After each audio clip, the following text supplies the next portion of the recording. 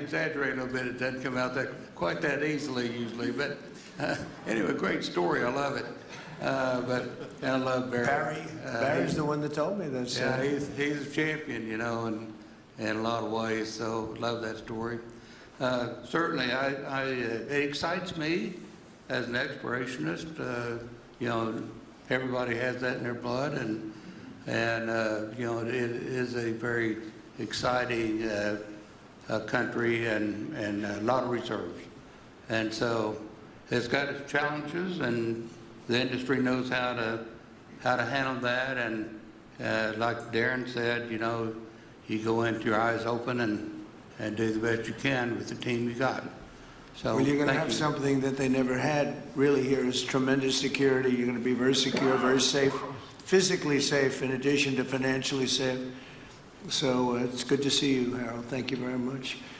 Does anybody have anything to say before we get to the press? What does Cuba have to do to avoid the same fate as Venezuela? What does Cuba have to do? Well, Cuba's in bad shape. Cuba relied on Venezuela for oil and for money. And nobody really knows what's going to happen with Cuba. They're doing very poorly. They're really third world all the way. And we have a lot of great Cuban Americans. And I would say Marco fits very solidly into that category. And I might ask you to say a few words about, we were discussing it before, Cuba is a very different, they don't have energy, they don't have oil, but they would live off of the oil from Venezuela. And what they do have is very strong people and very powerful people militarily, and they would protect the people running Venezuela, and they would take in a lot of money from Venezuela. Now they don't have that. They won't be taking in any money. So, Marco, what do you think? Well, I mean, the fundamental problem in Cuba is that it's run by incompetent people that don't know what an economy looks like, much less a functioning one. They've made a choice, and that is they would rather have political control over the people than they would have an economy that functions. And they've gotten away with it for 60-something years because they've had donors, the Soviet Union, and now most recently Venezuela. But that's now gone. So the people in control in Cuba have a choice to make. They can either have a real country with a real economy where their people can prosper, or they can continue with their failing dictatorship that's going to lead to systemic and societal collapse. That's a very stark and dramatic choice, and it's one we hope to make the right one. We don't have an interest in a destabilized Cuba, but that would be their fault because they refuse to allow the people of Cuba to have either economic or political freedom for that matter. And you have a lot of people in this country that want to go back to Cuba and help Cuba. A lot of people have left, you know, they came in penniless, they didn't have anything, and they've become very rich people in our country, and they want to very much go back and help Cuba. So that's something that Cuba has that a lot of other places don't have. Peter? President Trump, thank you. I do want to ask you about Minnesota, but first, just more on topic. President Zelensky said that he was watching with the rest of the world as you made this order to go and capture Nicolas Maduro. And he said, if that's how it works with dictators, then the United States knows what to do next. Sounds like he wants you to go and capture Vladimir Putin. Would you ever order a mission to go and capture Vladimir Putin? Well, I don't think it's going to be necessary. I think we're going to have I've always had a great relationship with him. I'm very disappointed. I settled 8 wars. I thought this would be in the middle of the pack or maybe one of the easier ones. And I don't know if you know, Peter, the last month, they lost 31,000 people, many of them Russian soldiers, and the Russian economy is doing poorly. I think we're going to end up getting it settled. I wish we could have done it quicker because a lot of people are dying, and mostly soldiers. You know, they get hit in Kiev and they get hit a little bit here and there, and people are dying there too. But largely, it's the soldier population. When you have 30,000, 31,000 soldiers dying in a period of a month, 27,000 the month before, 26,000 the month before that. That's bad stuff. So, as you know, President Biden gave $350 billion to Ukraine to fight, and we would never get that back, although I did make a rare earth deal to get it back, so we will be getting it back, but shouldn't have done that. It was a bad thing to do. I will say that right now, because I was able to get NATO to up GDP from 2% to 5%. NATO's got a lot of money, and they're paying for everything. We're not losing any money. We're making a lot of money, I guess, if you think of it, because we're selling them military equipment. They're probably giving it to Ukraine. But we're selling them to NATO military equipment. We're getting full price and all of that. But that's not a big deal to me. What is a big deal is stopping a war where 30,000 people are being killed every single month. And on Minnesota, the vice president yesterday suggested that Renee Good, who was killed by this ICE officer, was part of a broad left-wing network. What has your team told you about this broad left-wing network? Who is in charge of it? Who's part of it? What's it called? Well, I haven't seen the vice president's statement, but he's generally very accurate, I hate to say. Look, I watched that yesterday, and there were a lot of different forms to it. But there was a woman screaming, shame, shame, shame, shame. She was a agitator, probably a paid agitator, but in my opinion, she was an agitator, a very high-level agitator, so professional. She wouldn't stop screaming. I said, this isn't a normal situation. This is a professional troublemaker. Because you heard it and I had it. Now, I will say this, the news sort of turned her down, turned her off, because you're trying to watch. She was so loud and so crazy and just not normal. When somebody sees something like that, they don't go screaming and the same words. So, I guess you could say professional, but I didn't think she did a very good job. You have agitators, and we will always be protecting ICE, and we're always going to be protecting our Border Patrol and our law enforcement. Thank you, Mr. President. Mr. President, in your conversations with these oil executives today, did you provide any security guarantees so that they can do their work safely in Venezuela? Yeah. And separately, Mr. President, they will have those guarantees, yes. And separately, Mr. President, I'm curious in terms of the future of Venezuela. Do you see Venezuela, now led by Delcy Rodriguez, as an ally of the U.S.? Is that the way that you view that country right now? Well, right now they seem to be an ally, and I think it'll continue to be an ally, and we don't want to have Russia there. We don't want to have China there. And by the way, we don't want Russia or China going to Greenland, which if we don't take Greenland, you're going to have Russia or China as your next door neighbor. That's not going to happen.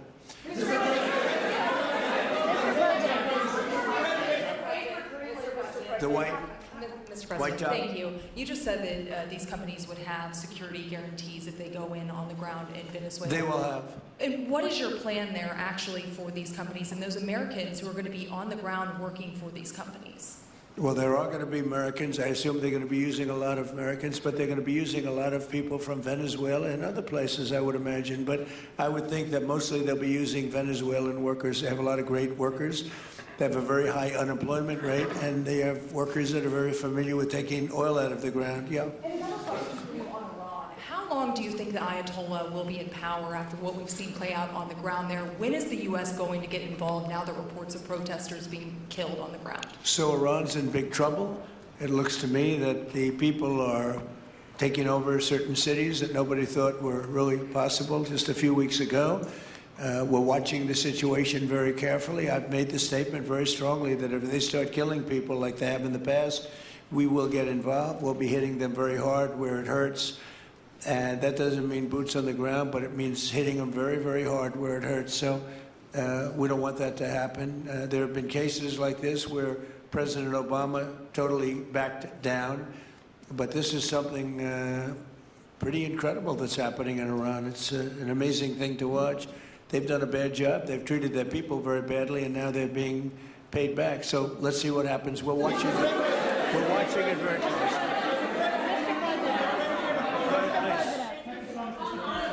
Yes, go ahead. Thank you so much, Mr. President.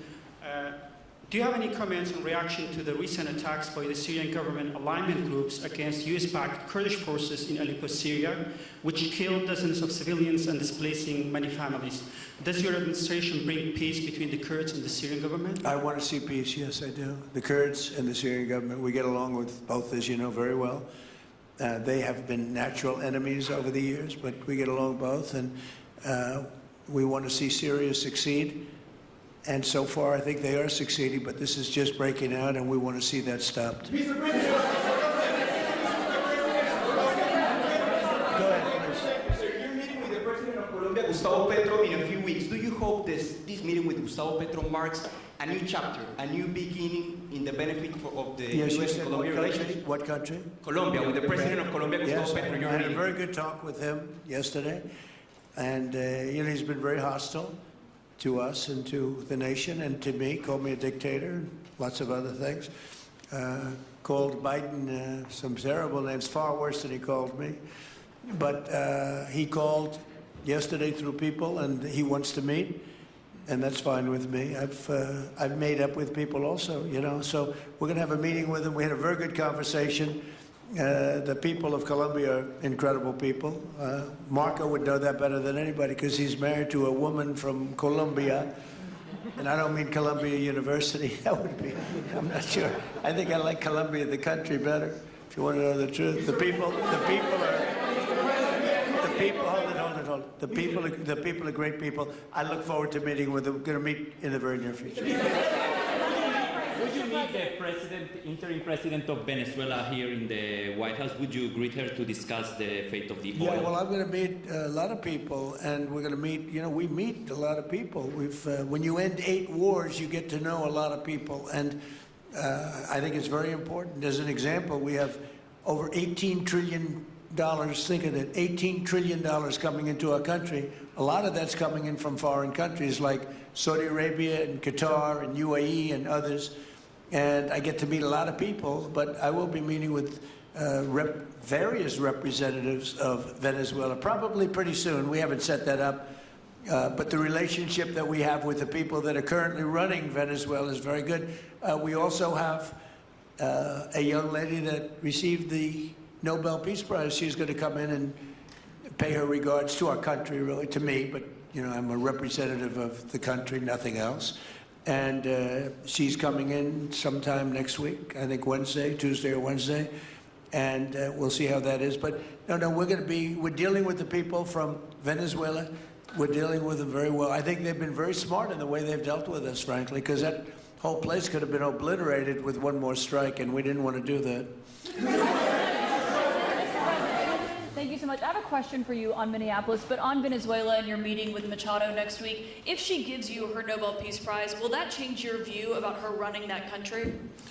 Well, I have to speak to her. I mean, I'm going to have to speak to her. She might be involved in some aspect of it. I will have to speak to her. I think it's very nice that she wants to come in, and that's what I understand the reason is, because Norway is very embarrassed by what took place. I mean, they're getting decimated. Look, whether people like Trump or don't like Trump, I settled 8 wars, big ones, some going on for 36 years, 32 years, 31 years, 28 years, 25 years, some just getting ready to start, like India and Pakistan, where already 8 jets were shot out of the air, and I got it done in rapid order without nuclear weapons. I can't think of anybody in history that should get the Nobel Prize more than me, and I don't want to be bragging, but nobody else settled wars. Obama got the Nobel Prize. He had no idea why. He still has no idea. He walks around and he says, I got the Nobel Prize. Why did he get a Nobel Prize? He got it almost immediately upon attaining office, and he didn't do anything, and he was a bad president. So, I mean, you should get the Nobel Prize for every war you stopped. These were major wars. These were wars that nobody thought could be stopped. President Putin called me, and he said about 2 of the wars that he's been trying to stop them for 10 years. He wasn't able to do it. He couldn't believe it. So in theory, you should get the Nobel Prize for every war you stopped. Every one of them was major. But I don't care about that. What I care about is saving lives. I've saved tens of millions of lives. You know, the Prime Minister of Pakistan came here, and he made a very public statement. He said that President Trump saved minimum 10 million lives having to do with Pakistan and India, and that was going to be raging. So, you know, but I'm honored that she's coming here. I look forward to meeting her, yes. Go ahead. On Minneapolis, Mr. President, I have a follow-up for you. The state officials there have said that the FBI is not sharing evidence with them. Typically, they would conduct a joint investigation, as you know. Do you believe that the FBI should be sharing evidence with state officials in Minnesota? Well, normally I would, but they're crooked officials. I mean, Minneapolis and Minnesota, what a beautiful place, but it's being destroyed. It's got an incompetent governor, fool. I mean, he's a stupid person.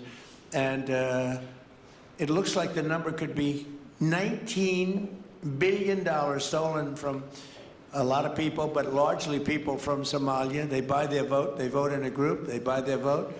They sell more Mercedes-Benzes in that area than almost... Can you imagine you come over with no money and then shortly thereafter you're driving a Mercedes-Benz? The whole thing is ridiculous. So they're very corrupt people. It's a very corrupt state. I feel that I won Minnesota. I think I won it all 3 times. Nobody's won it since Richard Nixon won it many, many years ago. I won it all 3 times, in my opinion. And it's a corrupt state, a corrupt voting state. And the Republicans ought to get smart and demand on voter ID. They ought to demand maybe same-day voting and all of the other things that you have to have a safe election. But I won Minnesota 3 times and I didn't get credit for it. I did so well in that state every time. The people were crying every time after. That's a crooked state. California's a crooked state. Many crooked states. We have a very, very dishonest voting system. The last time I won, 24, the one that just took place, I won because it was too big to rig. You couldn't rig it. It was too big. But I won the state of Minnesota. It's a corrupt voting system with an incompetent governor, a very incompetent governor. And by the way, he's a very corrupt governor, too. Go ahead. I have a question on Iran, but first, very quickly on Venezuela. How do you provide total security guarantees to these companies without putting U.S. boots on the ground? Well, we're going to work with the Venezuelan leaders and people, and we're going to have a very safe group, and they're going to also bring over some security with them. You know, these are not babies. These are people that drill oil in some pretty rough places. I could say a couple of those places make Venezuela look like a picnic. These people around the table, these are tough people. They go into areas that you wouldn't want to go. They go into areas that if they invited me, I'd say, no thanks, I'll see you back in Palm Beach. No, this is a tough group of people. They know how to do it. But we are, in addition to that, we'll have very good security for them. We're going to make sure there's very, very good security. And I think the people of Venezuela are going to give you very good security. You know, the people... No, I'm not talking even leadership. The people of Venezuela are going wild over this. They named a street after President Trump. What do? You attack a country and they name a street? That's never happened before. Although I heard that's also taking place in Iran. They named a street, the protesters. I just hope, you know, just God bless them. I just hope the protesters in Iran are going to be safe, because that's a very dangerous place right now. And again, I tell the Iranian leaders, you better not start shooting, because we'll start shooting too. With your glasses, sir, go ahead, please. Hold it. Next to you. Yes, glasses. The gentleman with the glasses. All right, thank you, Mr. President. With those very big glasses, actually. Yeah, Ferrari, actually. Mr. President, I have 2 questions. What do you want the European Union to do in Ukraine? The European leaders seem pretty divided on Ukraine. And then, if you can reiterate this straight message that you have to the Iranian leader, to Khomeini, the message that you have. You're talking about Iran? Oh, Iran, yeah. What do first I one want is on Iran Europe. to do? I'm sorry? Where are you from? Italy. Oh, nice place. Yeah. Okay. The first question. So is what are on you Europe. asking about Iran for? Well, if you can answer about Europe and what you think the Europeans should do on Ukraine, and then a message. Well, look, Europe has been doing so much for Ukraine, but it hasn't been enough. And obviously that I would say that President Putin is not afraid of Europe. He's afraid of the United States of America, as led by me. There's no fear of Europe. You know, Europe's fallen behind, and Europe, and JD said it very strongly, I don't know, he took a lot of heat, but I didn't give him any heat. Europe is a different place. Europe is changing. Europe has got to get its act together. I love Europe. I guess I came from Europe, essentially. My roots are in Europe, but Europe is a different place. They have to get their act together. Now they have a great NATO leader, and they've gone up to 5% from 2% GDP. That's a big step. But they have to be very careful with their immigration policy, and they have to be very, because, you know, I will just say, to be nice, that there are certain places in Europe that are very important that are no longer recognizable. I'm being very nice. I'm being very diplomatic when I say that. They are not recognizable. And they have to be careful on energy, because they're putting windmills all over the place and losing a fortune.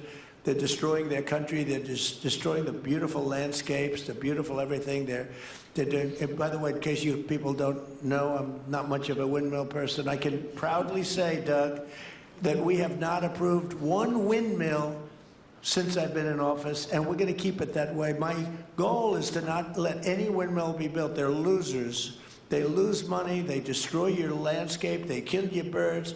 They're all made in China. And all you have to do is, just about all of the windmills are made in China, the structures. All you have to do is say to China, how many windmill areas do you have in China? So far, they're not able to find any. They use coal and they use oil and gas and some nuclear, not much, but they don't have windmills. They make them and sell them to suckers like Europe and suckers like the United States before. They are the worst form of energy, the most expensive form of energy, and in 8 years they're rotted out anyway. Go take a look at Palm Springs, California, and take a look at what that looks like. It looks like a junkyard of steel. So we don't approve, and I've told my people, we will not approve windmills. Maybe we get forced to do something because some stupid person in the Biden administration agreed to do something years ago. We will not approve any windmills in this country. Two questions. On Venezuela, is it ultimately more important to you to establish stability there or democracy there? Well, you're talking about maybe the same thing. I mean, you're talking about stability or democracy? I don't know. To me, it's almost the same thing. We want stability, but we do want democracy. Ultimately, it'll be democracy. Peter? I do have a policy question, President Trump, but I'm having a hard time seeing here. I see the American flag lapel pin. What is the other lapel pin on Somebody gave me this. You know what that is? That's called a happy Trump. And consider the fact that I'm never happy. I'm never satisfied. I will never be satisfied until we make America great again, but we're getting pretty close, I'll tell you what. This is called a happy Trump. Somebody gave it to me, I put it on. Thank you. And policy question. How much money are you thinking of giving people in Greenland to get them on board with a possible U.S. I'm not talking about money for Greenland yet. I might talk about that. But right now, we are going to do something on Greenland, whether they like it or not, because if we don't do it, Russia or China will take over Greenland, and we're not going to have Russia or China as a neighbor. Okay?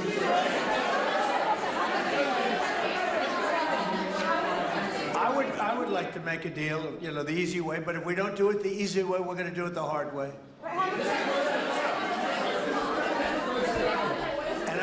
And by the way, I'm a fan of Denmark too. I have to tell you, and they've been very nice to me. I'm a big fan, but the fact that they had a boat land there 500 years ago doesn't mean that they own the land.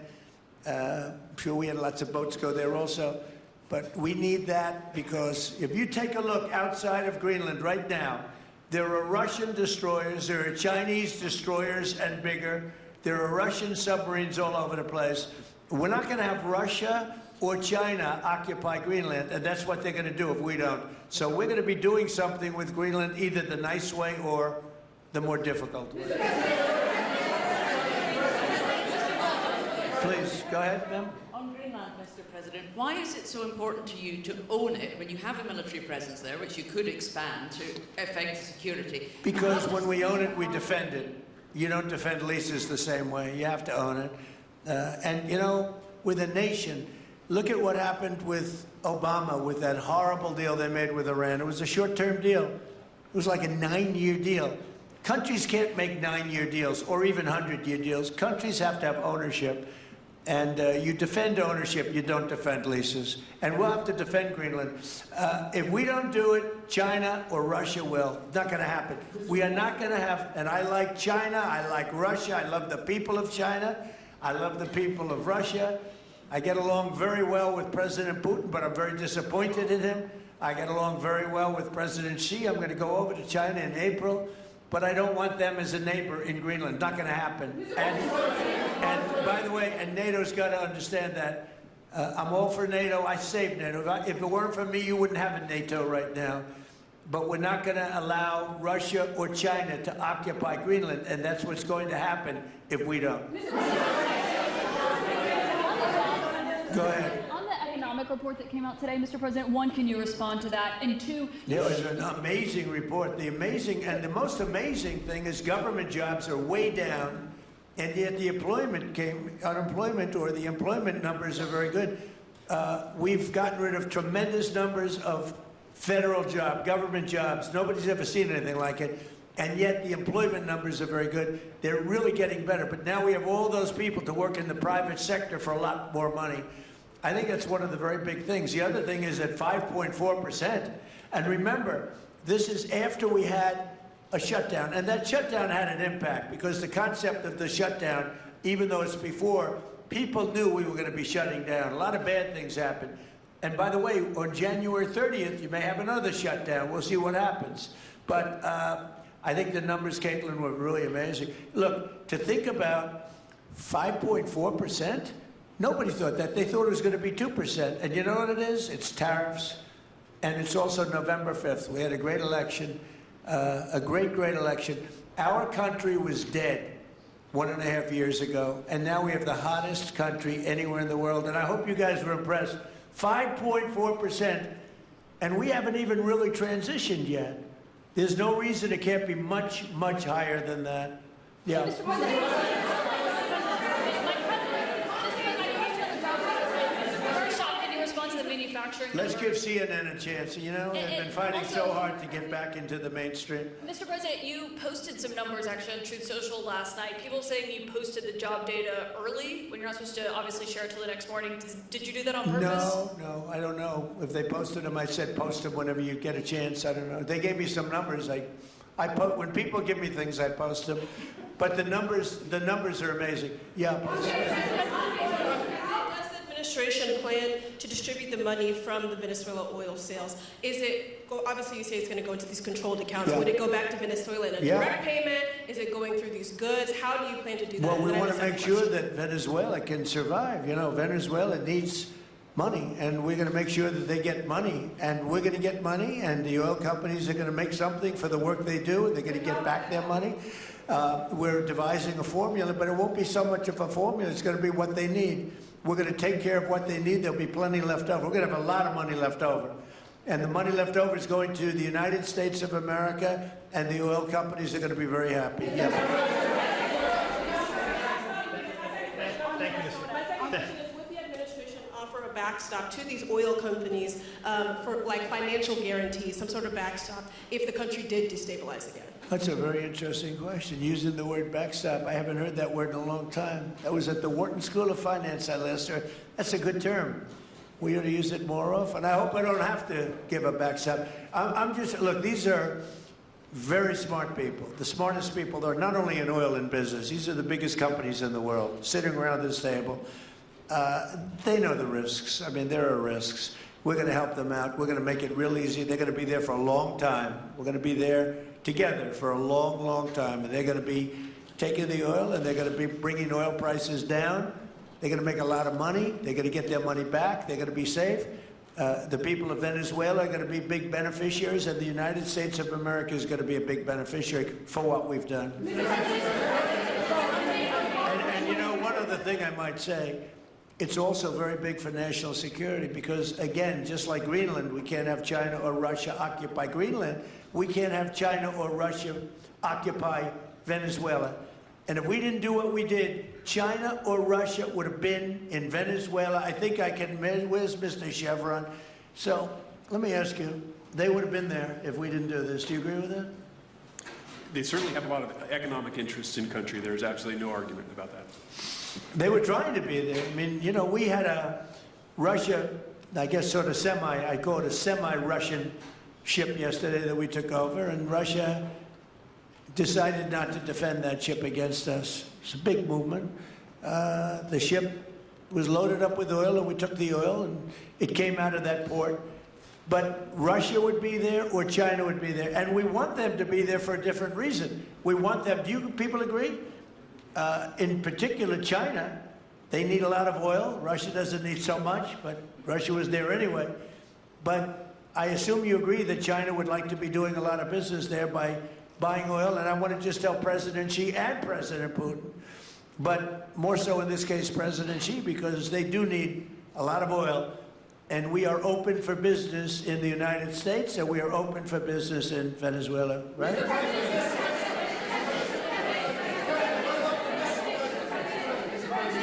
Go ahead, sure. You know, I could take questions from these people all day long. You know, they're sitting here, and generally, they're very rich, very powerful, but nobody gives a damn about them. It's a sad thing. You have all that money, all that power, and look at all these crazy questions. We could do this all day long, and they wouldn't be satisfied. So,